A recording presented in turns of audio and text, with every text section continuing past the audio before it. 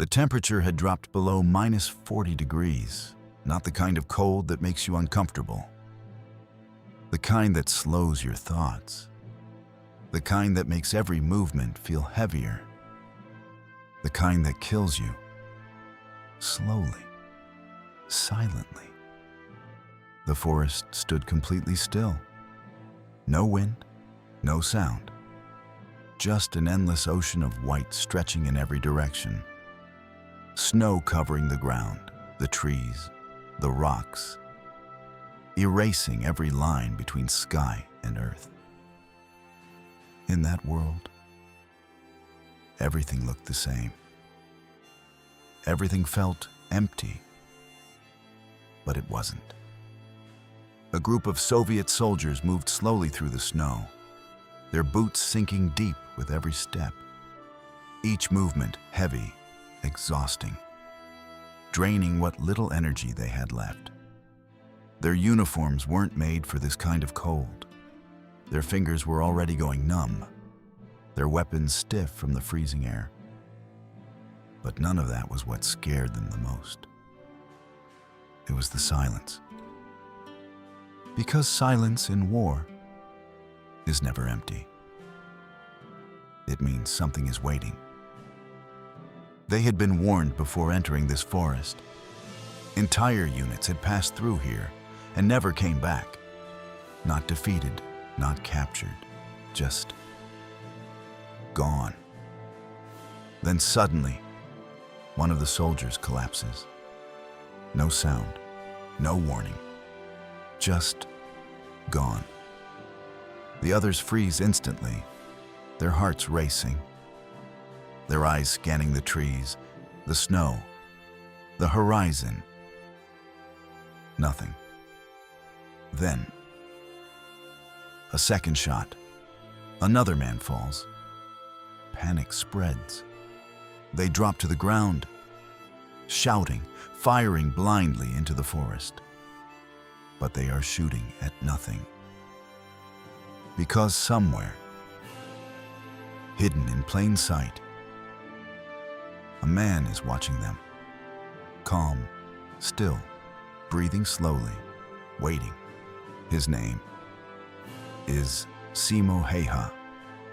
And before this war ends, he will become something the Red Army cannot understand. A ghost. November 1939. The Soviet Union launches a massive invasion of Finland. On paper. This isn't a war. It's an execution.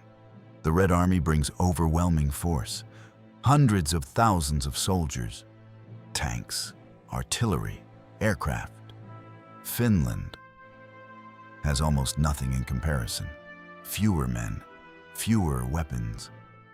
Should have been over in days. But war is not fought on paper. The Soviets entered a land they didn't understand. Endless forests, deep snow, temperatures so extreme they could kill without a single bullet. Engines froze, weapons jammed. Men died, not from combat, but from the cold. And in that environment, there were men who didn't just survive. They belonged to it. Simo Häyhä was one of them. He wasn't a general, he wasn't famous, he was a farmer, a quiet man from the Finnish countryside.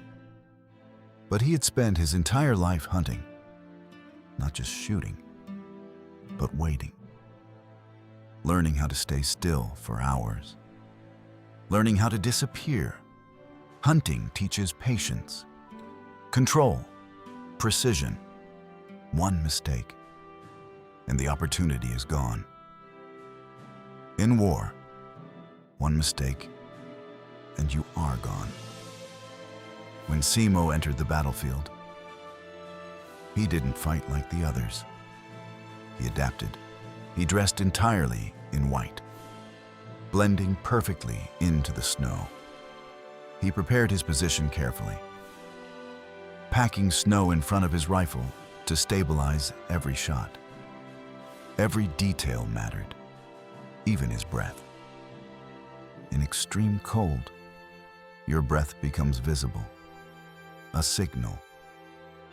So he put snow in his mouth to hide it.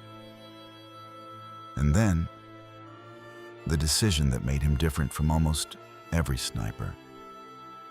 He refused to use a scope, because a scope reflects light, and one reflection means death. So he used iron sights, lower profile, faster reaction, deadlier, day after day. Soviet soldiers entered the forest, and day after day, they disappeared. There were no battles, no visible enemy, just men falling. One shot, one body, silence. Simo would lie motionless for hours, sometimes entire days, not moving, not speaking, just watching. The cold tried to break him. His fingers froze, his muscles stiffened, but he didn't fight the cold. He became part of it. The forest became his weapon, the snow became his cover, and the enemy became his prey. The numbers began to rise. 10, 50, 100, then 200, 300, until finally, over 500 confirmed kills. In less than 100 days, 5 kills every single day. The Red Army began to panic, because this was no longer a soldier. This was something else. Something they couldn't see. Something they couldn't stop. They gave him a name. The White Death. Entire units became afraid to move. Soldiers fired at shadows. Some refused to advance because they believed he was watching them. The Soviets knew they had to stop him. They sent elite snipers, highly trained, experienced, deadly, but even they couldn't find him. Because Simo didn't hunt like a sniper. He hunted like the environment itself, invisible, silent. The Soviets then turned to artillery, bombarding entire forests, destroying everything just to eliminate one man.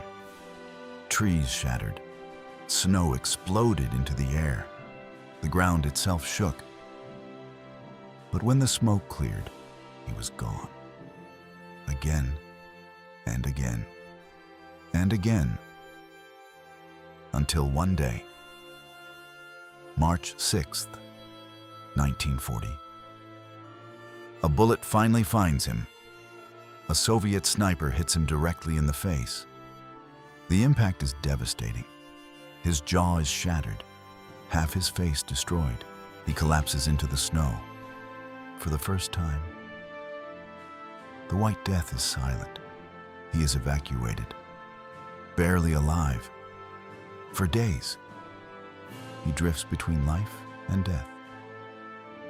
Then, he wakes up on the exact day the war ends. After everything, he survived. Simo Häyhä never saw himself as a hero. He never bragged. He never sought fame. When he was asked how he became so deadly, he gave a simple answer: practice. That was the story of Simo Häyhä, the man who turned the snow into a battlefield and became the deadliest sniper in history. If you want more stories like this, make sure to subscribe.